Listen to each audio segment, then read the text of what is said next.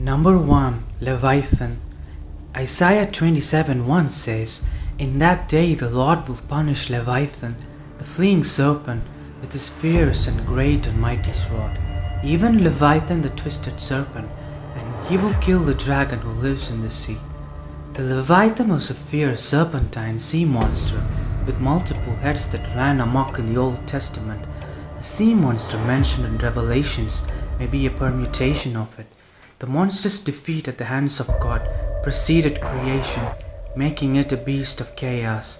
The creature is a primary example of sea creatures that became increasingly prevalent as mankind took to the high seas, sailing to faraway destinations. Number 2. Daniel's four beasts. In the book of Daniel, the prophet has a vision of four beasts, which represent four empires.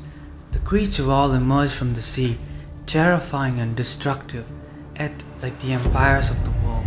Despite their power and violence, they pass from the earth, and only the kingdom of heaven endures.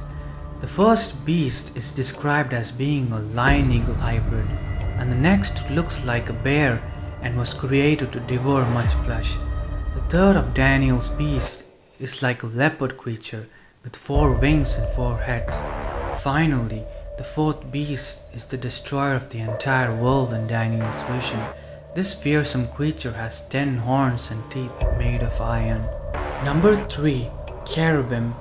Genesis 3:24 says, "He drove out the man, and at the east of the Garden of Eden he placed the cherubim and a flaming sword that turned every way to God, the way to the tree of life." In Ezekiel 1:5-11 it says, "As I looked, behold, a stormy wind came out of the north, and a great cloud with brightness around it, and fire flashing forth continually, and in the midst of the fire, as it were gleaming metal, and from the midst of it came the likeness of four living creatures, and this was their first appearance. They had human likeness, but each had four faces, and each of them had four wings. Their legs were straight, and the soles of their feet were like the soles of a calf's foot, and they sparkled like burnished bronze. Under their wings on their four sides they had human hands, and the hands had their faces and their wings. Thus their wings touched one another." Number 4. Nephilim. The Nephilim are demigods born of the sons of God and the daughters of man, described as giants. They once roamed the earth. In Numbers 13:33 it says, "And there we saw Nephilim, the sons of Anak, who came from Nephilim, and we seemed to ourselves like grasshoppers, and so we seemed to them."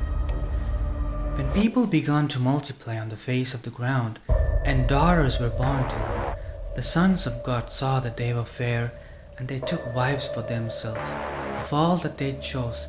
Then the Lord said, "My spirit shall not abide in these mortals forever, for they are flesh. The days shall be 120 years. The Nephilim were on the earth in those days, and also afterward, when the sons of God went in to the daughters of humans, who bore children to them. They were the heroes that were of old, warriors." Number 5. Behemoth. Book of Job states that, "Behold Behemoth, which I made as I made you. He eats grass like an ox. Behold his strength in his loins, and his power in the muscles of his belly. He makes his tail stiff like a cedar. The knees of his thighs are knit together. His bones are tubes of bronze, his limbs like bars of iron." According to Job, the behemoth was the first creation of God, an enormous creature of tremendous power. It has also been described as a primeval monster of chaos, defeated by Yahweh at the beginning of the process of creation, much like the Leviathan. Historians believe that Behemoth could have been modeled on, or even be a hyperbolic description of an elephant or hippopotamus. Number 6. Dragons. Revelation 22, it says, "And he seized that dragon, that ancient serpent, who is the devil and Satan, and bound him for 1,000 years."